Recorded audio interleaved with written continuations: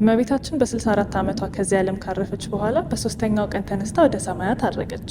ይህንንም ምስጢር ሐዋርያው ቶማስ ከሀገረ ስብከቱ በደመና ተጭኖ ወደ ኢየሩሳሌም ሲመለስ አየ። መላእክትም እመቤትህ እርሷ ናት፣ ስገድላት አሉት።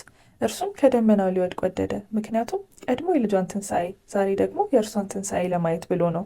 እመቤታችንም ትንሣኤን ያየህ አንተ ነህ፣ ሌሎቹ አላዩም ብላ ሐዋርያት ገንዘው የቀበሩበትን የሐር ግምጃ ሰጥታ አጽናንታ ሰደደችው። ቅዱስ ቶማስ ኢየሩሳሌም ሲደርስ የእመቤታችን ነገር እንዴት ሆነ ብሎ ጠየቃቸው። እነርሱም አግኝተው እንደቀበሯት ነገሩት። እርሱም የሰማውን ምስጢር በልቡ ይዞ ሞት በጥር በነሐሴ መቃብር ለሰሚው ማያምር ይህ እንዴት ይሆናል ብሎ ጠየቃቸው።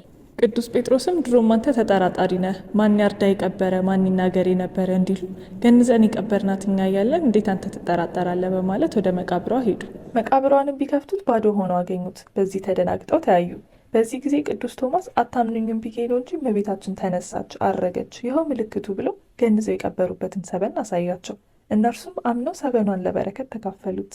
በዓመቱ ነሐሴ 1 ቀን ሐዋርያት በመንፈሳዊ ቀናት ተነሳስተው ቶማስ ትንሣኤዋን አይቶ እኛ ሳናይ እንዴት ይቀርብናል በማለት ነሐሴ 1 ቀን ሱባኤ ጀመሩ።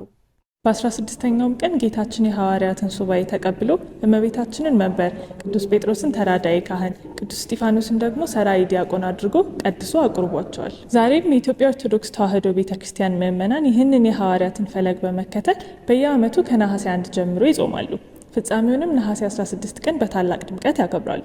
ፍልሰታ ማለት የስጋዋ ከአንድ ቦታ ወደ ሌላ ቦታ መሻገር ወይንም ማድረግ ማለት ነው። የጾሙና የትንሣኤዋ በረከት ተካፋይ ያድርገን። ወስብሐት ለእግዚአብሔር።